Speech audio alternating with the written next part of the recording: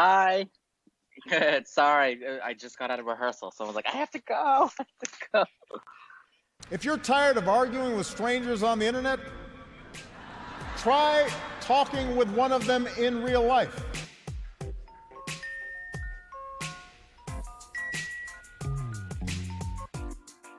Welcome to Back in America, the podcast.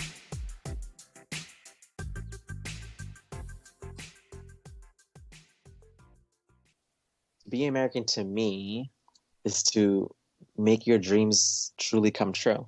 I mean, I dreamt of being a principal dancer and being gay and married to a man and having children. And that was my dream when I was little. But I was able to still somehow sustain that dream. And I think that that is what American is to me.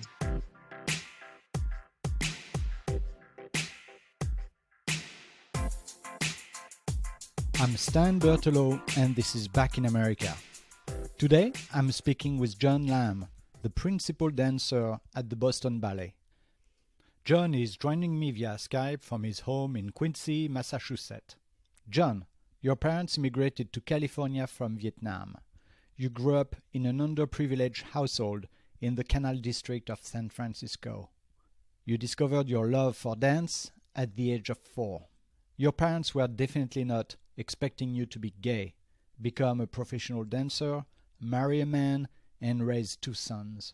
You constantly had to fight against the expectation of your culture, your peers, and your family. Yet, today, at age 35, you are the first Vietnamese-American male in history to become a principal dancer in a major ballet company. Welcome to Back in America, John. Thank you. Thank you so much for having me. It's an honor to be on this podcast and to share my story and hopefully inspire and help educate younger aspiring dancers or non-dancers. I read in a story mentioned in Dance Magazine that almost 60% of men in dance companies were gay. And in the same article, it was said that probably to protect their macho image, Americans in particular love to embrace the idea that the stereotype of male dancer automatically is to be gay. What's your experience? So this is very much a perceived notion, especially here in America, where if you're a professional dancer, you're automatically gay. And as a young child, I didn't understand this. I understood that this was something that many people just presumed that, oh, you're a dancer, you must be gay. So I didn't understand this. How can a 10-year-old understand what being gay is by going to 4 hours of rehearsals every day after school and physically trying to perfect their technique? How does that relate to being gay? So when you put it in those terms, it's crazy. And yet you are gay. Yes. But you're a father. You are a dancer. Yes. To 2 boys. Yes. You are a dancer. You are Asian. Let me come back to that. How was it being 10-year-old in your household from Vietnamese who had immigrated to California? Tell me about your experience at that time. As a child, I remember just being a very happy child. I was very thankful that I had loving parents, and I was very thankful that I found something that I loved to do, which was dance. So it was very interesting because my parents had no clue or had no education in dance. So allowing me to dance was something very much like, oh, well, he's safe. He's being taken care of. He's not being bad and he's not getting into drugs. So why not? What's the harm in letting him dance? But because I became good and I got all these scholarships and as I aged, I was very lucky that I met people to go the direction that I went. My parents was very, they always say if they would have known what I am now as a dancer and my path, they would have never ever let me or allowed me to dance if this was my path. So when I look back, it's very odd to me because like I said, I had a very wonderful childhood. My parents came from Vietnam, both refugees, so they put us in a childcare center. We grew up pretty much, quote unquote, the projects of San Rafael, which was in the Canal District, um, where we were very undeserved, and we didn't have the means where you can go to after school and play soccer or football or swim lessons or piano lessons or dance lessons or whatever. So my parents put me in a childcare center, and that childcare center had this organization, Performing Stars of Marin, that came and offered scholarships to whomever wanted to dance. Were you the only boy at the time? At the time, I was the only boy. So when I arrived at this ballet class, I was the only boy. So I told Performing Stars I was going to quit. And they said, why? Why do you want to quit? I was like, well, it's all girls. There's no other boys. So they said, well, let's just wait for the weekend. And I remember they said that we were going to go see a performance at San Francisco Ballet. So we went to a field trip, went to go see a performance. All I remember was beautiful music, beautiful costume, and men on stage. So there were two things happening. One part of me was that I realized that there were other men and boys that were dancing on stage. And another thing was I began to figure out what my sexuality was. I already knew in a very, very young age that I was attracted to men, but I didn't know what that meant. But I knew that this pathway may be a precursor of what my sexuality would be. So I stayed with dancing. Bullied? I became really good at it. I kept my studies. And then when I was around 14 years old, that's when I met Mikko Nissinen. He was my first male teacher. And he really, I guess, took a fancy of my talent and really pushed me and said, if you really want to do this professionally, you have a chance. Because I'm in Marin Ballet in a small little town, very, very recreational. And at the same time that this was going on, of course, I was dealing with going to academic school and being teased and dealing with other boys and girls who would look at me and say, what do you do after school? You go to dance class? That's so weird. You must be a girl, or that's very girly. So I speak of it very easily just because, I don't know, maybe because I had a thick skin. I don't remember allowing people to get in my head as a 4 or 5-year-old if someone was going to call me a fag. When I met Mikko, this was like a revelation, because I was like, wow, this can be something that I can actually do. And there's a man that believes in my talent and knows me. Because leading up to this, my parents had no idea what I was doing. My parents really didn't know, they knew that I was doing recitals and shows and this and whatever, and I was rehearsing, but they had no idea or clue what it took or how many hours, if I was rehearsing for 2 hours, what that meant. They didn't understand this. They just knew, oh, John's just dancing for 2 hours and he's going to come back home and he's going to eat with the family and we go about our business. So when Mikko left to go to Alberta Ballet as artistic director, I was 15. And that's when I met Cynthia Lucas, who succeeded him, told me that I had to go to National Ballet of Canada. I was offered a full ride at the National Ballet School in Toronto. And I asked my mother and father if I can go because they would cover dormitory, academics, and ballet, and airfare. So it was like an incredible opportunity for me to go. My mom said no at first, and it was very hard because I knew my experience in Canada was where I needed to be. So I had a conversation with my father. My father was like, the reason why we don't want you to go is because we don't want you to be gay, like all those other boys that are dancers. So then I realized that they said this because when they came to America, they came in the 80s. That was the height of AIDS in the gay community. So that was their education of what homosexuality is or was to them at the time. They knew that if you were gay, you were automatically going to die, and that was it. And that it was this disease that no one really knew. It was sex, drugs, and dying. You said a lot of fascinating things, and I just want to back up. We went from 4-year-olds when you started dancing to 15 when you were offered a full ride to the National Ballet of Toronto, right? What I want to understand is, how did you feel during those years as an American Vietnamese. What kind of national identity did you carry with you? Obviously, you were raised by Vietnamese, but you were born in this country, living with American. Did you feel American? Did you feel Vietnamese? I felt both because I'm Vietnamese-American. I mean, I guess the shorter answer is that my parents were very strict. And so I had a very, very strict Vietnamese traditional culture that I was brought up. I knew that going into dance, it was only white girls and me. That was it. Dance does not have a race. So when I entered into dancing, I never felt, oh, I'm the Asian and that's the white person. And I think it's also because of just how the makeup of my experience was. I was the only boy for since I was 4 till 15 when I left to go to Canada.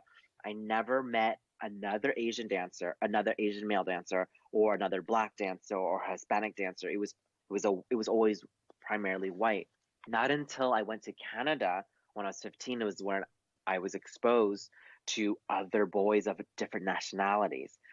I still did not meet another Asian dancer. It was either Hispanic, European, white.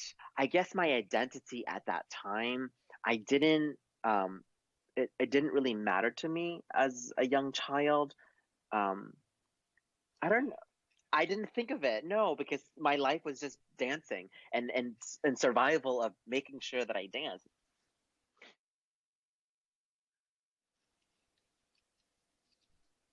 No, so I didn't come out officially to my parents until I was in Boston Wow. for like 5 years in Boston. And that's when I met my future husband. So I knew that I had to lie to my parents at that time in order to go. So I told my parents and promised them that of course I wasn't going to be gay and go to Canada. Um, they believed me and they let me go. That's when I met my mentor, who is my dear teacher, Sergio Safanci, who basically made me who I am as an artist, as a dancer. Um, and and again, identity of my ethnicity didn't really matter. But I didn't think of that with my 3 years there.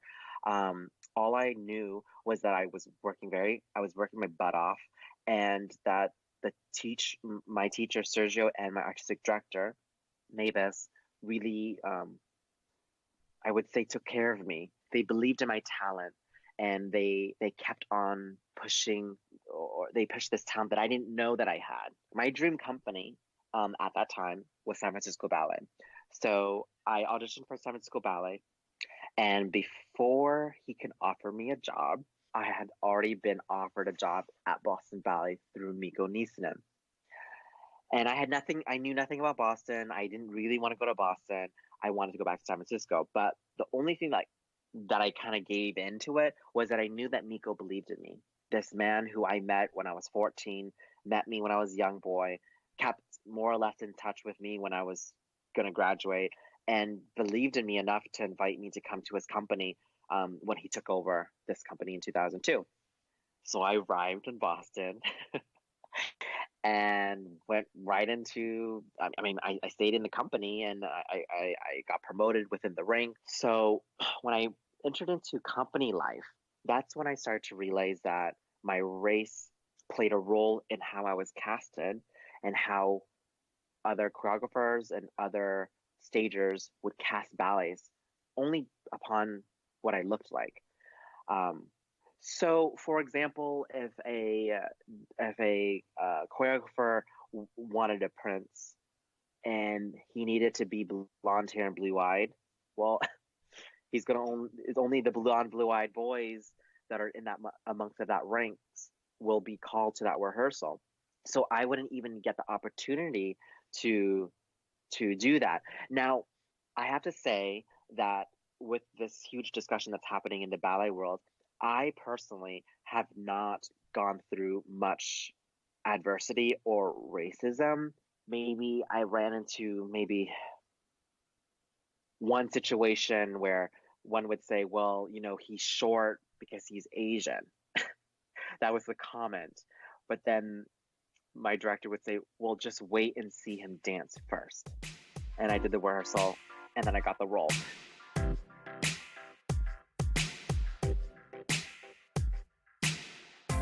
When I came home that summer, I was like, you know what, I'm going to come out to my mom and dad.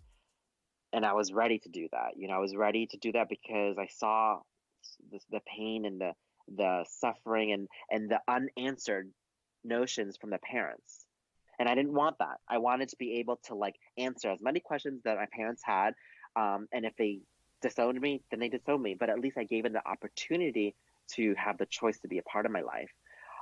So I told them. So tell us, where were you when you told them? What what time of the day was it? Where were your parents? It was in the morning, and my parents were in bed already. Still, they were waking up, and I woke up, and I remember I was so nervous. I think, and I said that I needed to talk to them, and they're like, oh, "Okay, what do you need to talk to us about?" And I was like, "Well, I'm gay, and I am going to marry a man." That's how I said it. And so my my my first thing my mom said was, we need to take you to a hospital to make sure that you're okay. And I was like, what do you mean you need to take me to the hospital? She's like, we need to make sure that like you're okay, like physically and mentally. And I was like, everything's there and everything here is there. And then I kept looking at my father. My father was very quiet. He didn't say anything. And he still hasn't said anything. To this day, he hasn't said anything about that. And then my mom just kept talking and saying like, are you sick? And I was like, no, I'm not sick. I'm fine. I'm fine. And then they're like, well, who's this? And I was more afraid that they were going to be upset that I was going to marry this man that was 20 years older than me. And they said, how did you feel how did you feel when you told them that? I mean, were you short breath? I was very nervous. Was your heart beating? I was nervous. I remember my palms being very sweaty, and I was very nervous in terms of like I was more afraid of my father reacting to me, because growing up, my father, we would go on drives, and he would always explain to me that he hated gay people. And he would tell me that look at that guy. Like we would drive in San Francisco and there'd be a gay person there. Or it looks like someone he was gay, who was very feminine and very androgynous. And my father would just tell me as a child, like, see, look at him, he's gay. Like, we don't like gay people. Like, I hate those gay people. That's what he would say to me. So I would understand, obviously, as a child growing up, that my father didn't like these type of people. And I think that I was more afraid of the disapproval and that I didn't make my parents proud. I think that that's like that was the main part of me being afraid of coming out, because I didn't want my mom and my dad to not be proud of me, because they came here making a life for us. And in the Asian culture, we're taught to not burden our parents. You're not supposed to burden them with your issues. Like if I have issues, you don't tell them to make them worry about you. That's just something that we're taught as young children and as young adults. And so I knew that this was going to burden my family. So my mom immediately asked me who this man was that I was going to marry. And I was like, well, it's a man that I love, and he's a good man, and he's a lawyer. And my father asked me, that's when he spoke, and he said, is he a good person? And I said, yes, he's a good person. I was like, and if you want to meet him, he can fly. And that was the first thing my father asked, was if he's a good person. So I left the room, and I let them like think about it a little bit more. And I remember my father left the house, and my mom came in my room, and I just stayed in my room. I didn't go anywhere. I just stayed in my room. And my mom came into my room and just said, no matter what, we love you. You know that, right? And I'm like, yes. And she's like, but it's very hard for your father, because they're like, we don't care that you're gay. They're like, we care about what the family name is for other people to look at us. So I knew immediately then that it wasn't because of me. It was how the culture, the Vietnamese culture, would view my parents on how they raised me as who I am now and coming out being openly gay. That I didn't really understand until much later on. I asked if they wanted me to have my future husband come to visit, and my mom said, not now. Like, let us, take time. So I went home that summer. But then in the winter time, that's when I said, you should meet my future husband. Because we want you to be a part of this. Is when I was doing the wedding planning and all that stuff. And they had no idea what a gay wedding was. They had didn't know where to start, because you go from a Vietnamese family, a Vietnamese traditional wedding, and you're like, well, what the hell do you start with? Where do you start with a gay wedding? So I took charge of all of that, and I just told my parents, I was like, don't worry about anything. All we care about is if you're there for the ceremony. So that's when I told my parents I would bring my future husband home so that they could meet my husband. So they came, they met, and I knew it was not going to be a problem because my parents are very much into real estate. My husband's a real estate lawyer. There was already a breaking ground there. I was very surprised because he wasn't cold at all. He was very welcoming to John, and it was open arms. And what your parents felt? It was amazing. It felt me really great. But I was still on the fence just because there's this underlining culture in Vietnamese culture where we'll put a facade on, but really deep down, the truth of how we feel is not public. Right. I remember my mom asking me, why do you do these crazy things? It's like, why do you go and like you fly to Canada and then you're traveling here and then now you're going to be gay and then you're going to marry this 20-year-old man? And I was like, it's because of you guys. And like, what do you mean? I was like, because you guys are brave and that's what you taught me. And I was explaining to my parents, it was so brave for my father and my mother, who were only in their early 20s, to escape from Vietnam, going to a boat, not knowing where they were going, to escape, to go for a better life. That takes so much courage and bravery to not know where the heck you're going, to bring your wife, who you just been arranged marriage and was pregnant with your second child and had my sister, who was the oldest, that was only 6 years old.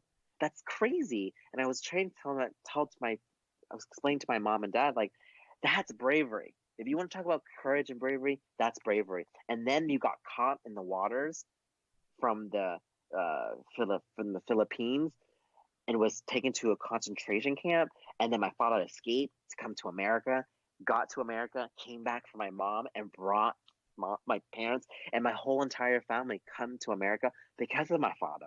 But my father doesn't talk about this.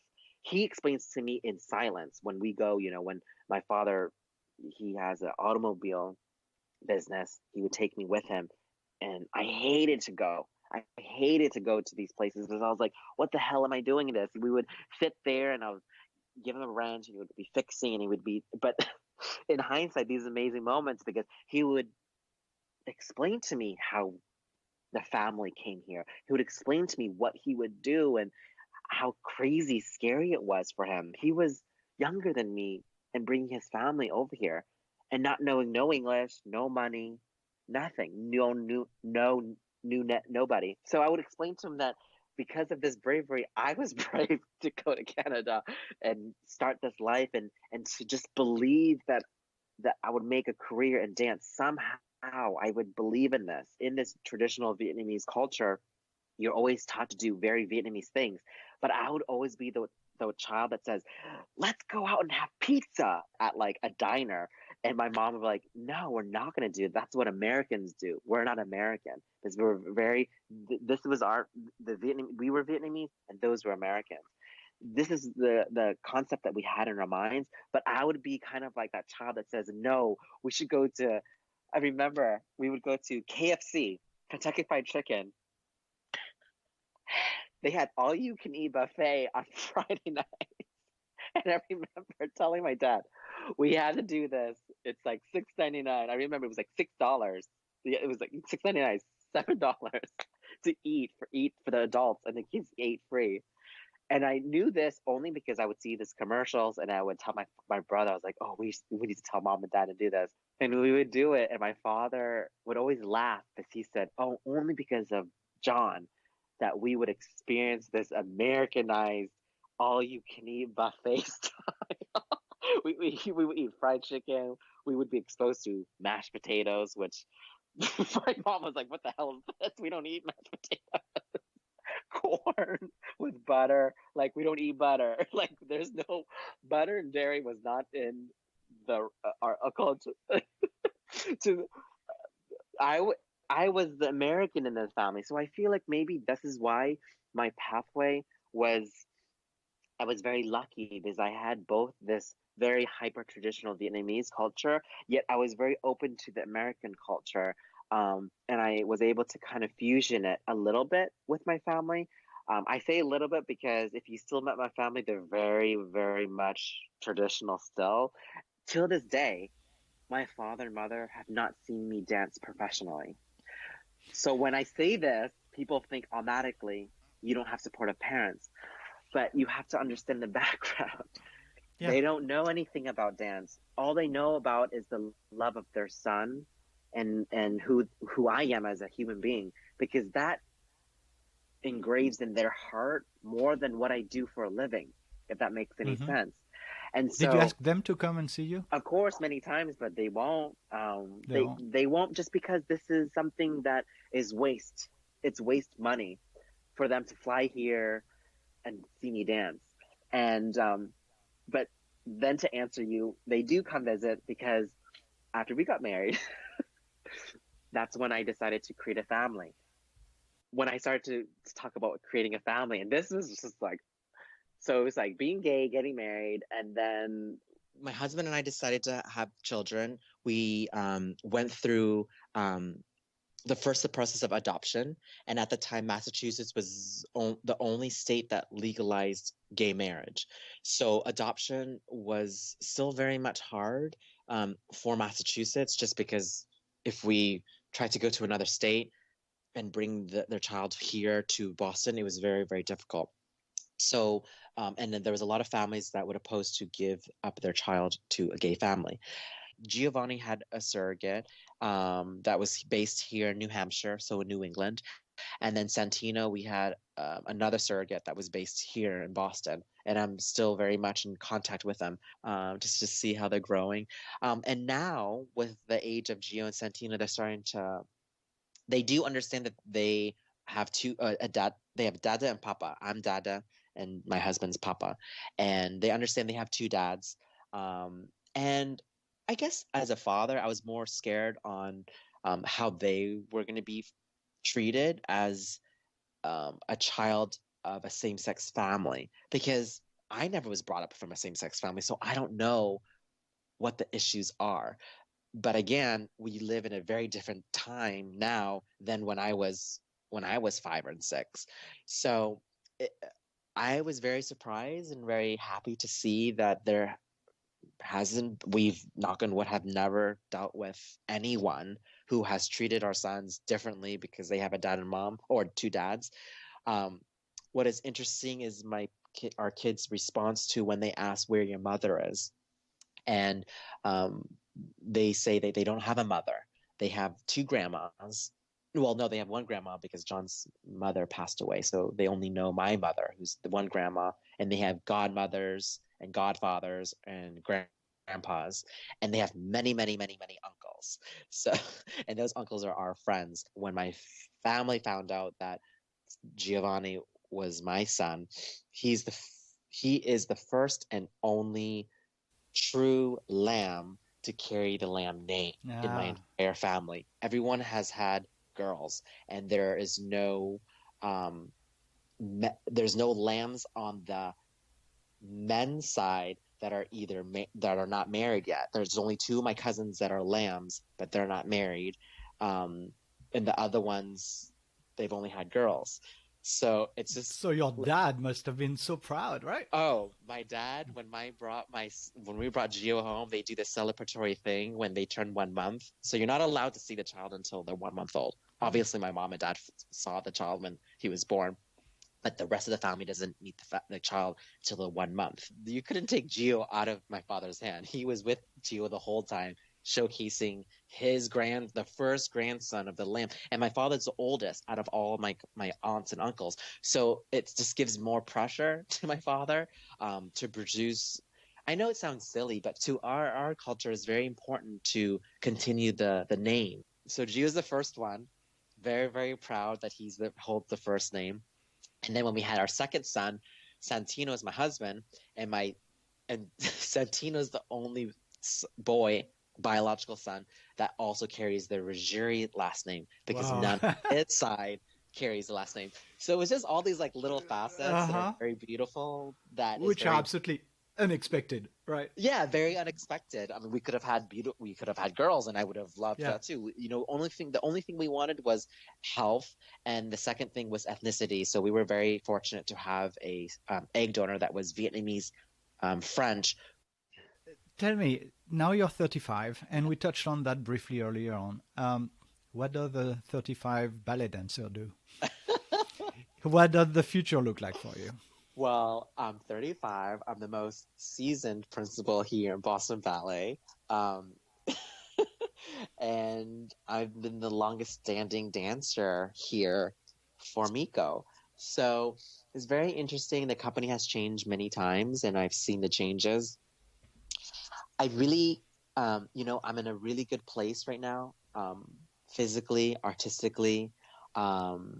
I'm really enjoying my career, and I'm really enjoying, I would say, the fruit of my hard work that I've done since I was a young child, to training years, to being an apprentice, to doing quote unquote crappy roles, to now being one of their most premier seasoned principals here. It's tough. One of the questions I've been asked once before was, what's the hardest thing being one of the most seasoned principals? Is sustainability. I think that when you reach to a high point, to sustain that is very hard, because you need more. People think that when you get up there, you don't need any help. But I feel like once you get to the height, you need more help, because you need to be able to sustain that greatness. And I think that's the hardest dilemma that I deal with here, because we are an American company. American companies don't promote coaches that stay with you. If you go to Europe, there's coaches that stay with principals that help them. It's just much harder to sustain a long career here. Are you thinking of retirement? Not now. I know that it's in the near future. I am hoping that my body will be good to me, that I can sustain for a couple more years. Ideally, I'm 35. I'll be 36 this year. It would be great to go till I'm 40. I think that's like a hope that I can sustain. But that's also, it goes vice versa. That's my body, and also my director. If my director might be like, it's really time to stop. And then there's also the choice of, do you want to be recognized and known for your longevity and start to deteriorate as an artist? And I don't want that as well. So right now I'm doing very good. Things are really good. I'm dancing and I'm healthy. But I feel as though once I start to feel that I can't do the things I want to do on a high level, then it's time. And what would be the next step? Oh gosh. So I've been also very lucky that I've been so intrigued by so many different things and aspects of my life. My husband and I own a mill in New Bedford, which is about 45 minutes from Boston. It's a massive mill. It's about 500,000 square feet. We house different artisans in this space. My dream is to build a school there, maybe one day, to build a school that I was brought up where it offers dance and academics and dormitory at the same time.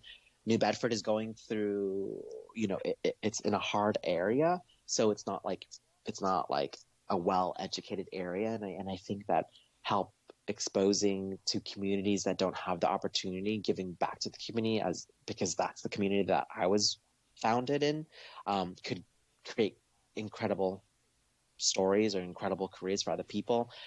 I mean, that's one aspect. There's that. There's another aspect of going to be a ballet master, which is someone that is housed under a company, and they basically help set ballets and teach company class and stays within the company.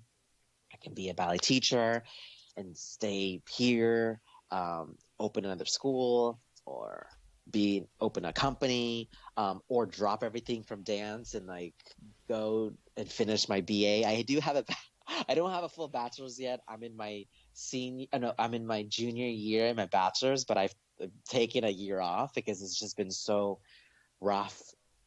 What's the focus of your Leadership. studies? So wow, you seem to have a lot of options for you, right? I'm not as my husband would say, it's better to have many options than to have no options at all. Because we are in a podcast called Back in America, yes. My question to you as an American from Vietnamese origin is, what is it to be an American? What does it mean to be an American? Being American to me is to make your dreams truly come true. I mean, I dreamt of being a principal dancer and being gay and married to a man and having children. And that was my dream when I was little. I would always remember looking at commercials and looking at a man, I'm like, with a woman, and I'm like, oh, they look so happy, but why can't that be me, as a child? Or seeing other male dancers dancing so well, and I'm like, oh, I wish one day I could be one of those male dancers that I look up to. And I think that, to me, is being American, is that I came from nothing. I came from a family that had nothing, that had no education in anything of my profession or in my world of being gay, nothing. But I was able to still somehow sustain that dream. And I think that is what American is to me. Thank you. Cool. Thank you so much, John. Thank you so much for sharing your story with me. That was fascinating.